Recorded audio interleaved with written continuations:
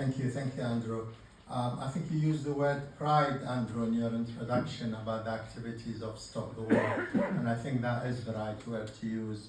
And I think maybe I'm speaking for a lot of Iraqis to say that the activities of Stop the War Coalition were magnificent, and that they will be recorded within the history of solidarity and support for the struggle of peoples everywhere, and for the Iraqi people in specific. So I think it's right for Stop the War to be proud of its record on Iraq and that magnificent demonstration, although ultimately it failed to achieve its purpose.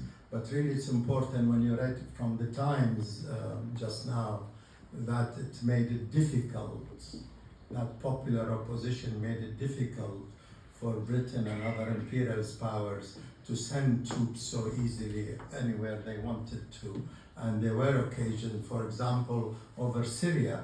If you remember, British Parliament actually voted against sending troops in direct intervention, or bombing of Syria was the vote on. So the effect of opposition to war is still being felt, and I think it is important to always be active against war and not to be listening to defeatist talk about, campaigns failing and so on. I think campaigns like this are very important, otherwise you'll end up with slavery eventually.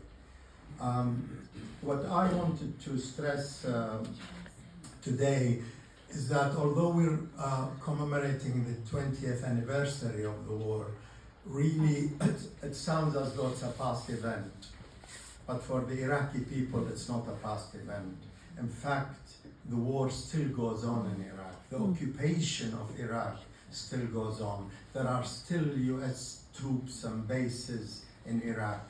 There is still active intervention by the United States in Iraqi politics. The US embassy is still the biggest in the world, and it is extremely active within Iraqi politics. So to talk about the invasion and occupation of Iraq as a past event does not correspond to the reality of the situation in Iraq.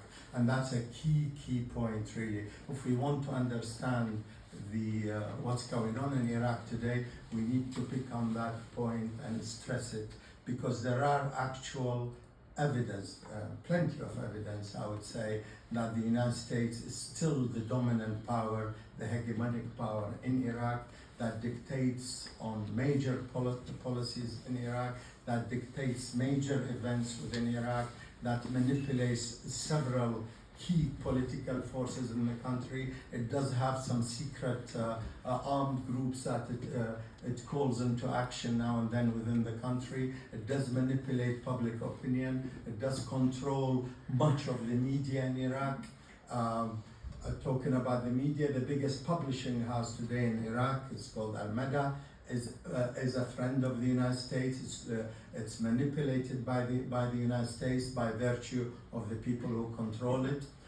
Key political forces within the country are manipulated by the United States, either through threats or through giving them power within a division of Iraq along sectarian lines. And these sectarian lines are the dominant feature of the Iraqi state today. When I say state, I use it really loosely because there is no centralized state in Iraq today. We are still living within the Biden plan. Biden was a member of the US Congress when he proposed his 5-point plan for Iraq. And today he's the president of the United States. And that plan is still in operation. What that plan did was to suggest dividing Iraq into 3 loose federations, loose areas, north, west and northwest, and southern Iraq. But the key point he made, and this is still central to US policy in Iraq, is to have a weak central government. That was his primary condition for dividing Iraq into regions with conflicting sectarian, political, economic differences that they stressed and encouraged. So a weak central government is still a big feature. every attempt that's made, whether the attempt is good, bad, indifferent, by a sectarian prime minister or somebody friendly to the US or a bit critical of the US, if that prime minister or that government attempts to create strong centralized powers, then this is a no-go area in Iraq. And that featured very strongly on a number of occasions within Iraq. When differences appeared between Iraqi governments and the US Embassy and US interests in Iraq. And these usually explode around the questions of oil contracts and oil production, relations with Iran, because there's constant pressure on Iraq to participate in sanctions against Iran. If there is any close links with Syria, then that's opposed. Within economic policy within Iraq, the state is not allowed, there's a red line as to how much the state could participate within the economy, within oil production that is of long-term benefit to Iraq.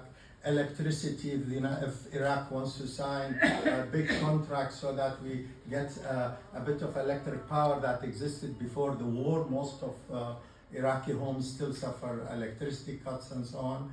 Again, the Iraqi government is supposed to sign the contract with General Electric rather than with Siemens of Germany. I'm giving you real actual examples of what goes on. Iraq attempted to sign a big economic deal with China in return for giving China some of Iraqi oil. No cash was to be exchanged, except that China would carry out infrastructure projects, including the big FAO port in Basra.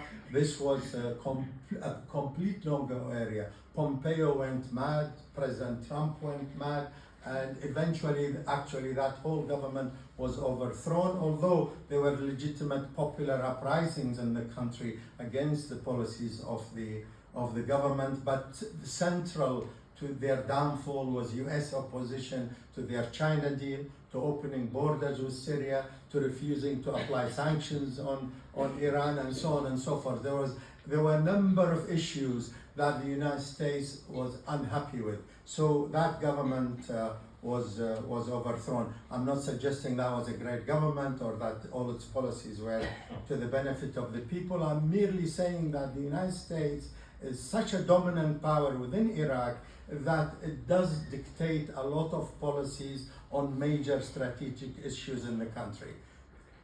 You've noticed probably I haven't gone through the great catastrophe that befell the Iraqi people because of the war and before the war, because for 13 years of sanctions, the country was brought to its knees. So when the occupation and invasion of the country came along, Iraq was already on its knees. The people were already tired. 500,000 Iraqi children lost their lives, according to the United Nations. Albright, the then UN representative, US representative in the United Nations, called it a price worth paying. She was directly asked, is the price worth it that 500,000 Iraqi children have died? She said, yes, the price is worth it. And now we are told that these politicians are not war criminals. They are chasing Putin. How come the ICC, as I think Andrew made that point, are not chasing the real war criminals who have been, who have made millions of people orphans, Iraqi children, Syrian children, Afghani children. I mean, the list of orphans goes on because of the policies of these imperialist powers.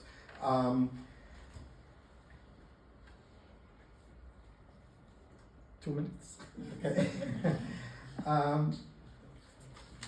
So the levers of power in Iraq, maybe just before I finish on the levers of power, I would like to say that in terms of the educational system, the health system in the country, housing, unemployment, productive sectors, Iraq had, by the day the occupation occurred, 350 state-owned establishments. Each establishment was in charge of various sectors of the economy, productive sector, from canning to agricultural link type factories, clothing, and so on, all manner. First thing Bremer did, the ruler of Iraq after the occupation, was he listed these 350 establishments and created 3 columns. One column is that establishments to be mothballed. Second column is to be sold, privatized, and third column to be shut down. So mothballed, shut down, or sold. This is a systematic attempt, obviously, to destroy any productivity in the country and give Iraq as a present for the transnational corporations led by US corporations. And there isn't much health service really to speak of. The educational system is on its knees. The universities have no longer any decent reputation to give proper degrees, especially postgraduate degrees and so on. So you're talking about a situation within the country which is really feeling the effects of the invasion and occupation on daily basis. People's lives are affected on hourly and daily basis. They use the question of women, for example. What happened to women in Iraq? Do they have more rights today than they were promised? Absolutely not. Just to remind you of the levers that the United States uses in Iraq, they include so-called NGOs, tens of them. They were given $100,000 each to be established. These are quite influential in terms of social activities, control over social media, over outlets of the media, TV, radio, you name it, newspapers. The economic levers are extremely powerful, and probably I'll finish on that, Andrew. This was the Wall Street Journal. US warns Iraq it risks losing access to key bank account if troops are told to leave Iraq because there are still occupation. So they issue direct threats, public threats, that Iraq is not allowed to send the troops to where they came from. Okay, that's another one. This is from the Washington Post. Days before Europeans, so they don't not only blackmail Iraq and threaten it, they threaten Europe as well. Days before Europeans warned Iran of nuclear deal violations, Trump secretly threatened to impose 25% tariff on European autos, cars, if they didn't. And within 2 days, Europe reverses policy on Iran. So the US bully, the imperialist bully, is functioning all over the world, and Ukraine is no exception. I would characterize Ukraine as a proxy war led by the United States, encouraged by the United States, provoked by the United States. I'm not defending Putin or anything like that, but this is the truth as well, that this war is an imperialist war, is a proxy war, and it is threatening world war. And what they do in Iraq or Syria or Libya or Afghanistan is not very far from what they want to do in Europe and Ukraine. Thank you very much.